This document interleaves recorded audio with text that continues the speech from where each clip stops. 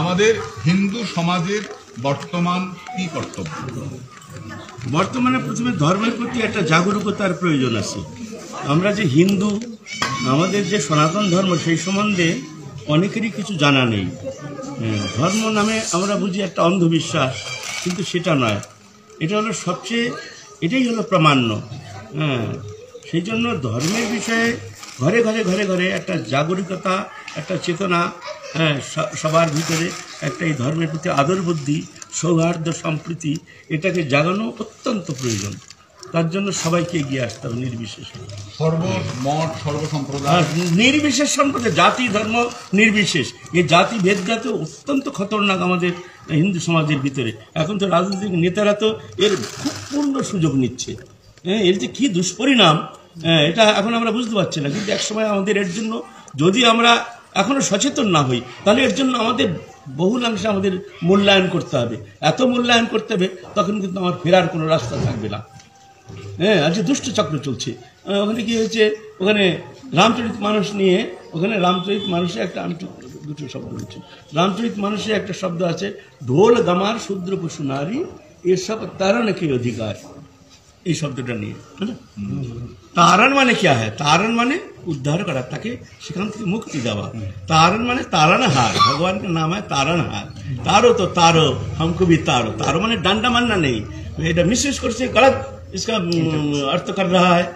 और क्या कर रहे हैं ये देखता है, ये जो आगे देखते हैं राजनीति कैसे हैं, ये देखते हैं जो बीजेपी है, ये हिंदू का समर्थन मिल रहा है इनको, और जो बीजेपी के विपक्ष जो और जो पार्टी है, वो देखते हैं जो भाई हमको तो आगे आना मुश्किल हो जाएगा, तो हम क्या करें, तो भाई मुसलमान के साथ अगर हम ये जातिवाद फैला करके इनको भी हम साथ ले लें, ये माने सवर्ण के साथ इनके भेद बुद्धि पैदा करके हम अगर इसको साथ ले लें, तो हम बहुमत आ जाएंगे। ये इतना दिन तो याद नहीं था जो ये शब्द रामचरित मानस में है, अभी याद आ गया। अभी ये सामने इलेक्शन है, इस समय तुम्हारा ये आ गया। लेकिन कितना खतरनाक स्टेपिंग, कोई भी जाति हो, कोई भी धर्मावलंबी हो, कोई भी पार्टी हो, ये बड़ा विघातक। अभी चाहिए जाति धर्म निर्विशेष सबको हमको साथ लेना पड़ेगा, नहीं तो हमको हिंदू धर्म को इतना खतरनाक हमको मूल्यांकन करना पड़ेगा। आगे मान लो अभी 30% है मुस्लिम, 40% आ गया, तो तुम्हारा कोई बुद्धिमत्ता, तुम्हारी कोई विद्वत्ता, तुम्हारी कोई राजनीति है, कोई कुछ चलेगा नहीं। शरिया कानून चलेगा, उस दिन देखते रहना और रोते रहना, खून की आंसू बहाते रहना। अभी अगर तुमने नहीं जागा तो मुसलमान देखो, वो अपने सब धर्म में एक बात है, हम मुसलमान हैं, सब मुसलमान एक शब्द में। क्रिश्चियन, हम क्रिश्चियन है, सब क्रिश्चियन है। हम हिंदू, हमारा दुश्मन हमारे भीतर आ गया सेकुलरवादी, ये हमारा सबसे बड़ा दुश्मन बन के आया है हमारे सनातन धर्म में, हमारे हिंदू धर्म में। इस सेकुलरवादी की संख्या भी बहुत बढ़ रहा है। ये लोग जानते नहीं है क्यों, इसका कारण क्या है? इसका कारण बहुत कुछ है। हमारे घर में हमको शिक्षा मिलती नहीं है, माता पिता को में हम वो शिक्षा देखते नहीं है, धर्म के विषय में हमको कोई चेतना कोई देते नहीं है, शिक्षा देते नहीं है हमारे धर्म क्या है।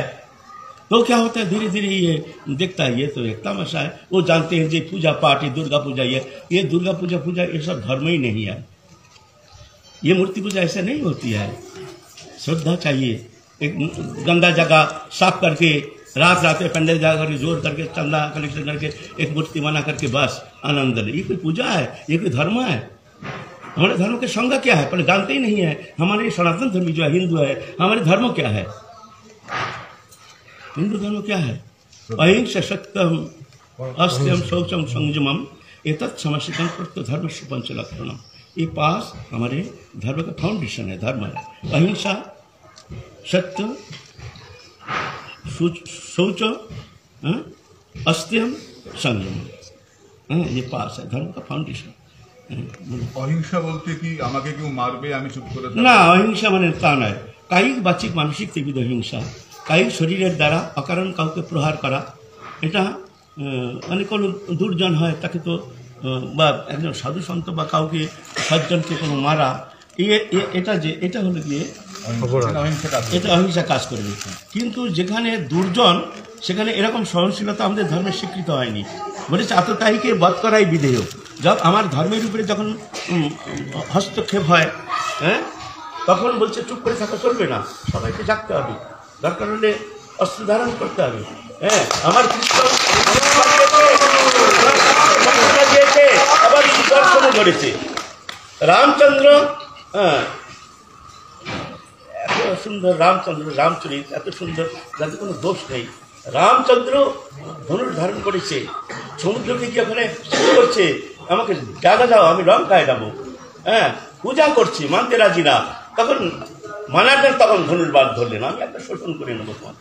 তখন এসে হাজির হলো, হাত জোর করে সমুদ্র জায়গা দিল, তা না? দরকার হলে ধর্মের জন্য আমাকে অস্ত্র ধারণ করতে হবে, লাঠি ধরতে হবে, এটা বললে চলবে না। অহিংসা মানে কি? অকারণ কাউকে কোনো প্রকার দুঃখ দেওয়া, এটাও না। হ্যাঁ, কায় মনোবচনে যেন আমি কাউকে অকারণ কারো দুঃখ না দিই। শরীরের দ্বারা প্রহার করা কায় হিংসা, কঠিন শব্দের দ্বারা তার চিত্তকে দুঃখী করা, এটা হলো বাচিক হিংসা। মনের দ্বারা তার অকল্যাণ চিন্তা করা, এটা মানসিক হিংসা। ত্রিবিধ হিংসা পরিচিত, এটা হলো অহিংসা। সত্যম সত্য। এখন লম্বা, এখন সৎসঙ্গ করার সময় নেই, আমি একটু যাবো। আপনাদের সবাইকে বলছি, এখন ঘরে ঘরে ঘরে ঘরে আমার ভিতরে এই ধর্মীয় চেতনার যে অভাব, এই চেতনাকে জাগানো ঘরে ঘরে সকলের দরকার। হ্যাঁ, আমরা ধর্ম থেকে চ্যুত হয়ে যাচ্ছি। আমরা যেটা ধর্ম নয়, অপভ্রংশ, সেটাকে আমরা ধর্ম বলে পূজা পাঠ আগে ঠিক আছে, পূজা পাঠ ভালো, কিন্তু এই রকম দুর্গা পূজা, কালী পূজা যেগুলো হচ্ছে, হ্যাঁ, উপাসনা মানে ধর্মের স্বীকৃত আছে, কিন্তু উপাসনা মানে এটা নয়। উপাসনা একটা ধর্মের অঙ্গ। হ্যাঁ, ভগবত উপাসনা, হ্যাঁ, ওটা তো আমার ধর্মের ফাউন্ডেশন হলো চৌতম সংযম। এই জন্য উপাসনা তো করতেই হবে। হ্যাঁ, এটা হলো ধর্ম, এর উপরে হলো পরম ধর্ম। সবই পরিশ্রম পরম ধর্ম, যত ভক্তি তত এরপরে হলো পরম ধর্ম। প্রথমত ধর্মের চেতনাটাকে জাগাতে হবে, তারপরে তো পরম ধর্ম।